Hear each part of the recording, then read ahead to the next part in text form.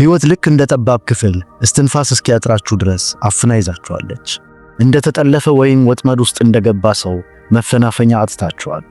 ዝም ብላችሁ ተቀምጣችሁ ግን አይደለም፣ በሙሉ አቅማችሁ እየታገላችሁ ነው። ቀን ከሌሊት ከዕዳ ከተበላሸ ግንኙነት ወይም ከሥራ ጫና ጋር ትፋለማላችሁ። ላባችሁን አፍስሳችሁ አቅማችሁን ጨርሳችሁ ወደ ኋላ ዞር ብላችሁ ውጤቱን ስትመለከቱ ግን ከፊታችሁ የተጋረደው ግድግዳ ንቅንቅ አላለም። እኔ እኮ የምችለውን ሁሉ አድርጌያለሁ ግን ለምን አይሰበርም የሚለው የብስጭት ስሜት አቅም ያሳጣል። ጉልበትና ትግል መፍትሄ መሆናቸው ያቆመበት ህመም የተሞላበት ጊዜ ላይ ናችሁ። ከልጅነታችን ጀምሮ የተነገረን ነገር አለ። ጥንካሬ ማለት ጠንካራና ግትር መሆን ነው ስንባል አድገናል። አንድ በር ከተዘጋ በሩን በጉልበት ሰብረን መግባት እንዳለብን አምነን ተቀብለናል። ጠንክረን ከገፋን ዓለም ለእኛ ትሰበራለች ብለን እናስባለን። እነዚህ ነገሮች ለፊልም ጥሩ ሊሆኑ ይችላሉ፣ በእውነተኛው ሕይወት ግን ይሰብሩናል። አንድን መለወጥ የማይችል ሁኔታ በጉልበት ስትታገሉ ምንም ያህል ጠንካራ ብትሆኑ፣ ምንም ያህል ብትጮኹ፣ ግድግዳው ከመፍረሱ በፊት እናንተ ተስፋ ትቆርጣላችሁ። ለዚህ ነው ብዙ ሰዎች የደከማቸው ደካማ ስለሆኑ ሳይሆን ግትር ወይም ሪጅድ ስለሆኑ፣ ውስብስብ የሆነን እንቆቅልሽ በመዶሻ ለመፍታት እየሞከሩ ስለሆኑ። ምክንያቱም አብዛኞቻችን የምንመካው በጉልበት ላይ ነው። እስቲ ስለ ኦክቶፐስ አስቡ። በጠባብ የመስታወት ጃር ውስጥ ተዘግቶበት ሲገባ መስታወቱን በጉልበት አይታገልም፣ አይፍጨረጨርም። ዝም ብሎ ሰውነቱን ያቀልጠዋል። ትንሽ ቀዳዳ ያገኝና በዛሽ ቀዳዳ ልክ እንደ ውሃ ፈሶ ይወጣል። የእናንተንም ችግር ልክ እንደዛ ጃር ቁጠሩት። መስታወቱን መስበር አትችሉም። ዕዳው እውነት ነው፣ ሁኔታው አስጨናቂ ነው። ነገር ግን ግትር ከሆናችሁ፣ ኢጎአችሁን አተልቃችሁ አእምሮአችሁን ካጠበባችሁ እዛው ማሰሮ ውስጥ እንደተቸነከራችሁ ትቀራላችሁ። ማሸነፍ የማትችሉትን ጦርነት ስትዋጉ አየር ታጣላችሁ። ሳይንቲስቶች ይህንን መላመድ ወይም አዳፕቴሽን ይሉታል። እኛ ግን በኦክቶፐስ አስተሳሰብ ፍሰት ወይም ፍሎ እንለዋለን። ዓለም ትልቅ ሲሆን እናንተ ትንሽ የመሆን፣ ዓለም ጠንካራ ሲሆን እናንተ ለስላሳ የመሆን ጥበብ። ክዳኑን መታገል ትታችሁ ክፍተቱን ማጥናት ስትጀምሩ ሁሉም ነገር ይቀየራል። እንቅፋቱን ማጥፋት እንደማይጠበቅባችሁ ትረዳላችሁ። ማድረግ ያለባችሁ ነገር በዛ እንቅፋት ውስጥ ሾልኮ ማደፍ ወደሚችል ቅርጽ መለወጥ ነው። ነገር ግን ግትርነት ብቻ አይደለም ወደ ኋላ የሚጎትተን። ሌላ የከፋ በሽታ አለብን። እሱም ችኮላ ነው። ሁላችንም ውጤት አሁኑኑ እንፈልጋለን። አንድ ችግር ሲፈጠር ወዲያውኑ ምላሽ መስጠት እንዳለብን ይሰማናል። መልእክት ሲላክልን ወዲያውኑ መመለስ፣ ሥራ ሲበላሽ ወዲያውኑ ማስተካከል፣ ገንዘብ ሲጠፋ ወዲያውኑ መሯሯጥ እንዳለብን እናስባለን። ዝም ብሎ የተቀመጠ ወይም በማስተዋል የሚጠብቅ ሰው እንደ ሰነፍ እናየዋለን። ማህበረሰባችንን ምን እያደረጋችሁ ነው? ተንቀሳቀሱ እንጂ እያለ ይገፋፋናል። ነገር ግን እስቲ ቆም ብላችሁ አስቡ። በችኮላ የወሰናችሁት ውሳኔ ስንት ጊዜ ዋጋ አስከፍሏችኋል? በስሜት የተናገራችሁት ቃል ስንት ወዳጅ አርቆባችኋል?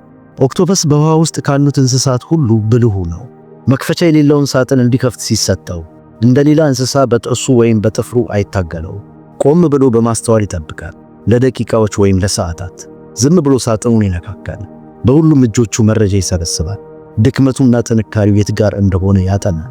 እናም ልክ ትክክለኛውን ሰዓትና ሁኔታ ሲያገኝ በአንዴ ይከፍተዋል። በሕይወታችሁ ትልቁ ስህተት ችግር ሲገጥማችሁ በስሜት መሯሯጣችሁ ነው። ስሜታዊ መሆን ማለት አይናችሁን ጨፍናችሁ እንደመሮጥ ቁጠሩት። ኦክቶፐስ የሚያስተምረን አንድ እውነት አለ። ፍጥነት ማለት መሯሯጥ አይደለም። ፍጥነት ማለት ትክክለኛውን ሰዓት መጠበቅ ነው። ችግር ሲመጣ ከመደናገጥ ይልቅ ወደ ኋላ አፈግፍጉ በዝምታ ማስተዋል እንዴት ያለ ብልህነት ነው! ሁኔታውን በጥልቀት ለማጥናት የሚወሰድ የእርጋታ ጊዜ የሽንፈት ሳይሆን የዝግጅት ጊዜ ነው። ሰዎች ለምን ዝም አላችሁ ብለው ሲጠይቁም መልሱ የሚሆነው ዝምታው ራሱ ትልቅ ሥራ መሆኑ ነው። ምክንያቱም በመረጃና በማስተዋል ያልታገዘ ጉልበት መጨረሻው ትርጉም የለሽ ድካም ብቻ ነው። ሶስተኛው ጉልበታችንን የሚጨርሰው ነገር ደግሞ የመቆጣጠር አባዜ ወይም ማይክሮ ማኔጅመንት ነው። ብዙዎቻችን ደስተኛ ያልሆንነው የሕይወታችንን እያንዳንዱን ክፍል በአንድ ጭንቅላት ለመፍታት ስለምንሞክር ነው። ስለ ቢዝነስ ስናስብ ስለ ፍቅር እናስባለን። ከቤተሰብ ጋር ሆነን ስለ ሥራ እንጨነቃለን። ሁሉንም ነገር በአንድ ጊዜ በአንድ ስሜት ለመቆጣጠር እንሞክራለን። ይህ ደግሞ አእምሮአችንን ያደክመዋል። በውጤቱም በሥራ ቦታ ስሜታዊ እንሆናለን፣ በቤት ውስጥ ደግሞ ተቆጣጣሪ እንሆናለን። ቦታዎቹን አቀላቅለናቸዋል። ኦክቶፐስ ግን የተለየ ተፈጥሮ አለው። ኦክቶፐስ 3 ልብ እንዳለው ታውቃላችሁ? ከዚያ በላይ ደግሞ እያንዳንዱ 8 እጆቹ የራሳቸው አእምሮ ወይም ኒውሮንስ አላቸው። እያንዳንዱ እጅ ለብቻው ማሰብና መወሰን ይችላል። አንድ እጁ ምግብ ሲፈልግ ሌላኛው እጁ አካባቢውን ይቃኛል፣ ሌላኛው ደግሞ መንገዱን ይፈልጋል። ሁሉም ይሰራሉ፣ ግን ማንም ማንን ላይ ጫና አያደርግም። ይህ ዲሴንትራላይዝድ ማስተሪ ይባላል። ሕይወት ልክ እንደ ኦክቶፐሱ የተለያዩ ልቦችና እጆች ሲኖሩን ትቀላለች። እስቲ አስቡት፣ የሥራ ዓለም የሎጂክና የሰከነ ጭንቅላት ዓለም ነው። በዚያ ቦታ ስሜትን ወደ ጎን ትቶ በስሌት መጓዝ መንገዱን ያቀናዋል። በተቃራኒው ደግሞ የቤተሰብ ዓለም፣ የልብ ዓለም እዚያ ቦታ ላይ በሎጂክ ከመከራከር ይልቅ በፍቅርና በልስላሴ መሸነፍ ሰላምን ይሰጣል። የወደፊት ህልማችሁ ደግሞ ያንን ረቂቅ የስሜት ህዋስ ይፈልጋል። እኔ እኮ አንድ ሰው ነኝ አትበሉ። አዎ አንድ ሰው ናችሁ። ነገር ግን እኛ ሰዎች ስንፈጠር በአንድ አካል ውስጥ ብንሆንም ለየሁኔታው የሚቀያየር ብዙ ማንነት የመያዝ ረቂቅ አቅም ተሰጥቶናል። የሥራው ማንነትና የቤተሰቡ ማንነት ሲለያዩ ሕይወት ሚዛኗን ትጠብቃለች። ለእያንዳንዱ የሕይወት ክፍል የራሱን የልብ ምት መስጠት፣ ያኔ ነው እውነተኛው እረፍት የሚገኘው። በመጨረሻ ከሁሉ የሚከብደው ወጥመድ ከውጭ የሚመጣው ሳይሆን ከውስጥ የሚመጣው ነው። እሱም መታየት መፈለግ ወይም ኢጎ ነው።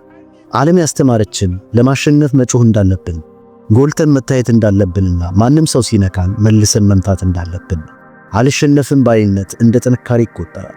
ነገር ግን እስቲ ተመልከቱ፣ ጠንካራ የተባሉ ዛፎች በማዕበል ሲሰበሩ፣ ደካማዎቹ ሳሮች ግን ዝም ብለው ይተኛሉ። ማዕበሉ ሲያልፍ ቀና ይላሉ። ውሃን የሚሰብር መዶሻ የለም። ለምን? ምክንያቱም ውሃ ለስላሳ ነው።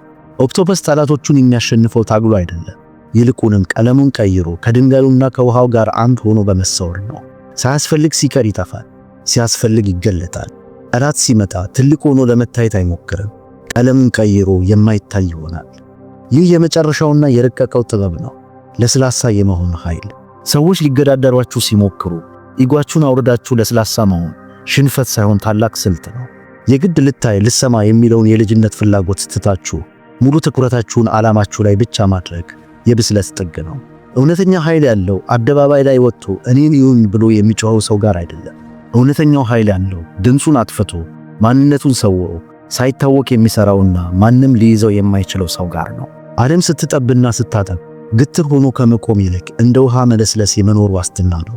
ድንጋይ ለሚወረውሩባችሁ ሁሉ አጸፋ ከመመለስ ይልቅ እነሱ የሚመቱትና የሚሰበር አካል ማሳጣት ትልቅ ብልህነት ነው። ወጥመዱ ሊይዘው ወደማይችለው ቅርጽ አልባና ረቂቅ ማንነት መቀየር፣ ያ ነው እውነተኛ ነፃነት። ዛሬ ከተያዛችሁበት ወጥመድ ማምለጥ ከፈለጋችሁ እነዚህን 4 የኦክቶፐስ ሕጎች ያዙ። በመጀመሪያ ግትር አትሁኑ፣ እንደ ውሃ ፍሰሱ። ቀጥሎም አትቸኩሩ፣ በዝምታ አጥኑ። ከዚያም ሁሉንም በአንድ ልብ አትፍቱ። ለሥራ ጭንቅላታችሁን፣ ለሰው ፍቅራችሁን ስጡ። በመጨረሻም ለመታየት አትሞክሩ፣ ለስላሳና የማይሰበሩ። ለውጥ የሚመጣው በጭፍን መፍጨርጨር ስታቆሙ ነው። ለሁኔታው የሚመጥን ቅርጽ መያዝ ከቻላችሁ በዚህ ምድር ላይ ሊይዛችሁ የሚችል ምንም ወጥመድ የለም። እመኑ፣ እውነተኛ ለውጥ የሚመጣው የተዘጋባችሁን በር በጉልበት ለመክፈት መፍጨርጨር ስታቆሙ ነው። እስካሁን የለመዳችሁትን ግትርነት ትታችሁ ልክ እንደ ውሃ መፍሰስ ስትጀምሩ፣ ከሁኔታዎች ጋር መታገል ስታቆሙና ሁኔታው የሚጠይቀውን አዲስ ማንነት መላበስ ስትጀምሩ ነው። ሚስጥሩ ያለው መዶሻ ሆኖ መስበር ላይ ሳይሆን ውሃ ሆኖ መፍሰስ ላይ ነው። ውሃን የሚይዝ ሰንሰለት፣ ነፋስን የሚይዝ ወጥመድ በዚህ ምድር ላይ የለም። እናንተም እንደዚያው ሁኑ። ለውጡን አትታገሉት፣ ተዋሃዱት። ያኔ ዓለም በሯ እንድትዘጋባችሁ ብትሞክር እንኳን እናንተ በምንም መንገድ የማትያዙ፣ በየትኛውም ቀዳዳ ሾልካችሁ የምትወጡ ለስላሳ ግን ደግሞ የማይሰበር አሸናፊ ትሆናላችሁ። ውድ ቤተሰቦቼ፣ እስቲ ዛሬ በኮሜንት ላይ እውነቱን እንነጋገር። ነፃ ለመውጣት ስትሉ መሆን እምቢ ያላችሁት ያ አዲስ ቅርጽ ወይም ማንነት የትኛው ነው? በኮሜንት አጋሩ፣ እናም እንወያይበት። እስከ መጨረሻው አብራችሁን ስለቆያችሁ አመሰግናለሁ። በጥበብ ተላመዱ፣ በነፃነት ፍሰሱ፣ እናም ለማይሰበር ጥንካሬ ተነሱ።